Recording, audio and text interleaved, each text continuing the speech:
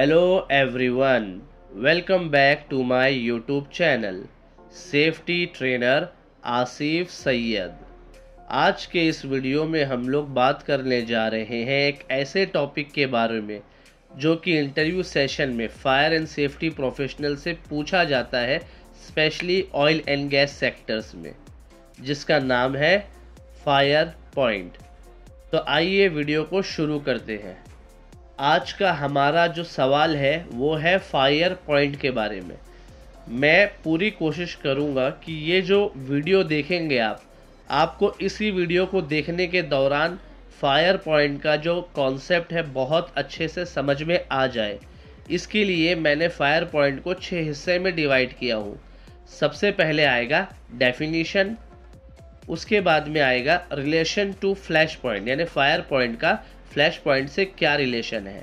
तीसरा आएगा importance in safety, चौथा आएगा मेजरमेंट, पांचवा आएगा एप्लीकेशन और छठा आएगा एग्जाम्पल। तो आइए बिना किसी देरी के वीडियो को शुरू करते हैं। सबसे पहला है डेफिनेशन। तो आइए देखते हैं फायर पॉइंट का डेफिनेशन क्या है। इसको मैंने 3 पॉइंट में डिवाइड किया ताकि आप लोगों को बहुत ही अच्छे से ये समझ में आ जाए। सबसे पहला पॉइंट यानी ए नंबर के पॉइंट में है the fire point of a fuel is the lowest temperature at. अब हम लोग को ये समझ में आ गया कि ये जो फायर पॉइंट है ना, फ्यूल का सबसे लोवेस्ट टेम्परेचर है। टेम्परेचर क्या होता है मैं अभी डिफाइन करूंगा उसको अच्छे से। पॉइंट नंबर 2 देखेंगे, which a material the vapour of that fuel. Material क्या होता है वो भी देखेंगे। Which a material the vapour of that fuel keeps burning on its own for at least 5 seconds। ये कह रहा है कि जो भी मटेरियल है एक लोएस्ट टेम्परेचर पे जलना शुरू कर देता है। कितने देर के लिए? 5 सेकंड के लिए अपने आप। After being ignited by an open flame of standard dimension. एक स्टैंडर्ड डायमेंशन से अगर इग्निशन सोर्स उसको मिलेगा तो वो जलना शुरू कर देगा। बहुत देर तक नहीं, सिर्फ और सिर्फ 5 सेकंड के लिए जलेगा। उसके बाद में वो आग अपने आप बुझ जाएगी। तो आपको ये डेफिनेशन समझ में आ गया होगा कि एक फायर पॉइंट क्या होता है। किसी भी फ्यूल का लोएस्ट टेम्परेचर होता है और वो लोएस्ट टेम्परेचर क्या करता है, जो भी मटेरियल होता है यानी वेपर ऑफ दैट फ्यूल का, वो जलना शुरू कर देता है, यानी हवा में मिलके जलना शुरू कर देता है अपने आप। वो भी कितने देर के लिए? 5 सेकंड के लिए। अगर उसको बाहर से कोई इग्नाइटेड यानी इग्निशन सोर्स मिल जाता है एक स्टैंडर्ड डायमेंशन पे। तो आप लोग ने जो डेफिनेशन देखा उसमें एक वर्ड था टेम्परेचर बोल के और दूसरा था मटेरियल बोल के। तो आइए एक छोटा सा झलक उसका भी देख लेते हैं ताकि किसी को भी किसी भी तरह का कंफ्यूजन ना हो। टेम्परेचर क्या होता है? देखिए, टेम्परेचर को ना मेजर किया जाता है कि कोई भी चीज कितना हॉट है या कितना ठंडा, यानी कितना गर्म है या कितना ठंडा है, इसके लिए टेम्परेचर की मदद से। अब वो जो टेम्परेचर है कितना ठंडा है या कितना गर्म है वो कैसे मालूम पड़ता है? डिग्रीज ऑफ हीट प्रेजेंट कितना है या कोल्ड कितना है उस सब्सटेंस या ऑब्जेक्ट में। अब उस चीज़ को यानी टेम्परेचर को नापने के लिए, जैसे कि हम लोग कोई भी सॉलिड चीज़ को नापने के लिए किलोग्राम्स में करते हैं, कोई भी लिक्विड चीज़ को नापने के लिए लीटर्स में करते हैं, नॉइस कितना है वो देखने के लिए डेसिबल्स में करते हैं। तो उसी तरीके से टेम्परेचर के लिए ना ये दिया गया है कि डिग्रीज सेल्सियस में उसको हम लोग देख सकते हैं कि कितना है, या तो फिर डिग्रीज फ़ारेनहाइट की वजह से हम देख सकते हैं कि कितना है। तो आप लोग को टेम्परेचर समझ में आ चुका है। दूसरा जो वर्ड था मटेरियल्स, मैं मटेरियल्स की बात कर रहा था, जो डेफिनेशन था फायर पॉइंट्स में कि मटेरियल्स जलने लग जाता है। तो मटेरियल्स क्या है? देखिए, मटेरियल जो है ना, जो मटेरियल्स है ना, वो एक सब्सटेंस है। अब सब्सटेंस क्या होता है? सब्सटेंस ये कोई भी चीज़ हो सकता है, सॉलिड, लिक्विड, गैस या पाउडर जो होता है, जो जलती है, जो इस्तेमाल किया जाता है कुछ और चीज़ों के लिए। जैसे कि एग्जाम्पल अगर मैं दूँ आपको, वुड हो गया, लकड़ी, metals, plastic, clothes and liquid, या फिर जैसे कि ऑयल या गैसोलीन हो गया। ये सारा का सारा चीज़ को सब्सटेंस बोलो या लिक्विड बोलो या कोई भी चीज़ बोलो जो जलती है। किस कॉन्टेक्स्ट में बात हो रहा है? ये फायर पॉइंट के कॉन्टेक्स्ट में बात हो रहा है इसी मटेरियल्स को रिफ़र किया जाता है, सब्सटेंस बोला जाता है, जिसको आज आग है ना कैच कर सकता है। तो मुझे उम्मीद है आपको ये फायर पॉइंट का डेफिनेशन बहुत ही अच्छे से समझ में आ चुका होगा। अब हम चलते हैं हमारे इस सेशन के दूसरे पार्ट की ओर, जो कि है रिलेशन टू फ्लैश पॉइंट, यानी कि फायर पॉइंट का फ्लैश पॉइंट से क्या रिलेशन है।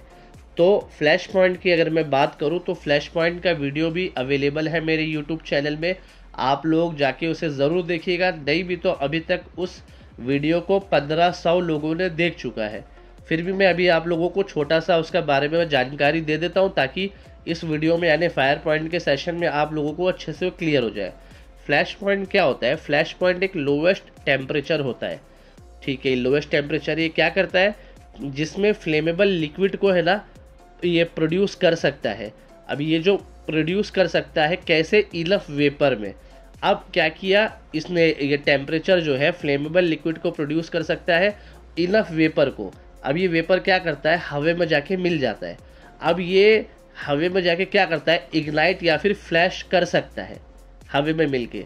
अगर उसे ओपन फ्लेम यानी इग्निशन सोर्स मिले, ओपन फ्लेम यानी कि स्पार्क वगैरह कुछ भी अगर उसको मिल जाएगा ना, तो वो आग लग सकता है। लेकिन वो जो आग है ना ज़्यादा देर तक टिक नहीं सकता है।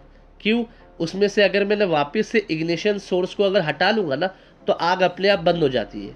इसीलिए ना हम उसे मोमेंट्री इग्निशन कहते हैं। दूसरी चीज़, सेम सब्सटेंसेस होने के बावजूद भी फ्लैश पॉइंट का जो टेम्परेचर है ना फायर पॉइंट के टेम्परेचर से कुछ डिग्री कम ही होता है।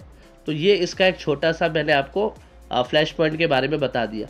तो आइए बैक टू टॉपिक, रिलेशन है क्या है फ्लैश पॉइंट का फायर पॉइंट का फ्लैश पॉइंट से।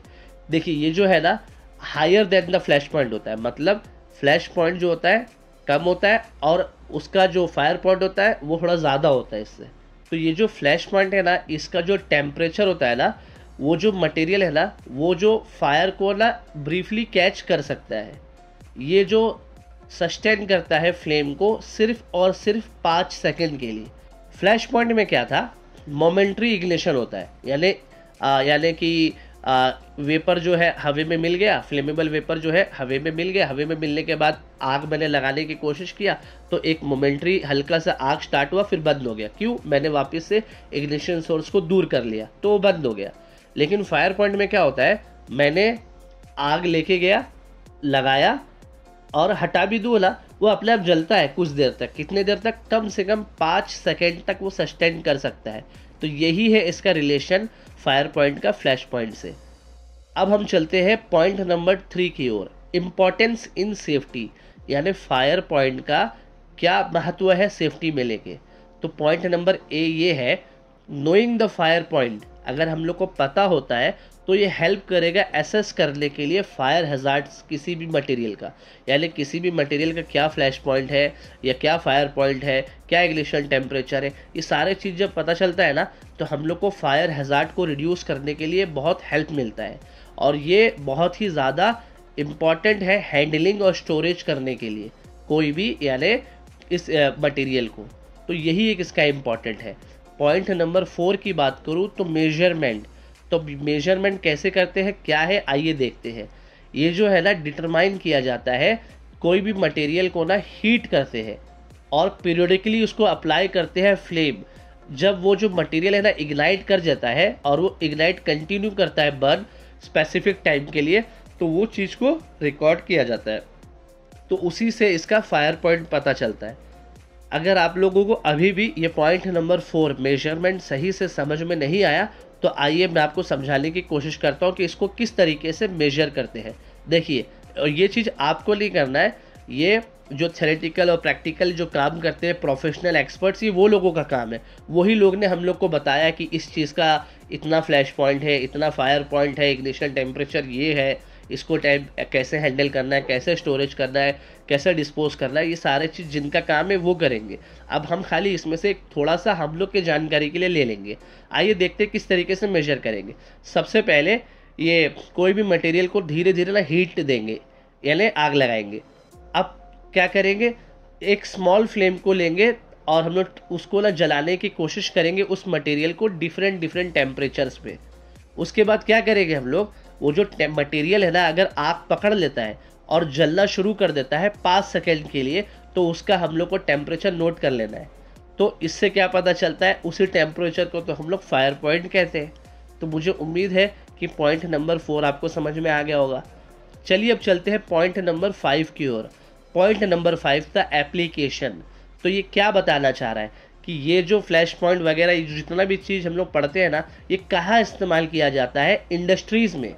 क्यों? डीलिंग करना पड़ता है हम लोग को फ्लेमेबल लिक्विड से, जैसे कि ऑयल हो गया, गैसोलीन हो गया, या कोई अदर केमिकल से, ताकि हम ये इंश्योर कर सके कि सेफ्टी प्रोटोकॉल्स को फॉलो किया जा रहा है। अब हम चलते हैं हमारे इस सेशन के आखिरी पॉइंट की ओर, जो कि है एग्जाम्पल। एग्जाम्पल की अगर बात करूं, गैसोलाइन का जो फ्लैश पॉइंट होता है ना, वो -40 डिग्री सेल्सियस से लेके -45 डिग्री सेल्सियस तक होता है। मतलब फ़ारेनहाइट से अगर इसको कन्वर्ट करूं तो -40 डिग्री फ़ारेनहाइट से लेके -49 डिग्री फ़ारेनहाइट तक होता है। लेकिन फायर पॉइंट का जो गैसोलाइन का फायर पॉइंट है वो हायर होता है। वो कितना हायर होता है? अगर सेल्सियस की बात करूँ तो 280 डिग्री सेल्सियस से लेके 300 डिग्री सेल्सियस तक होता है। अब उसको अगर मैं फ़ारेनहाइट में कन्वर्ट करूँ तो -530 डिग्री फ़ारेनहाइट से लेकर -572 डिग्री फ़ारेनहाइट तक रहता है।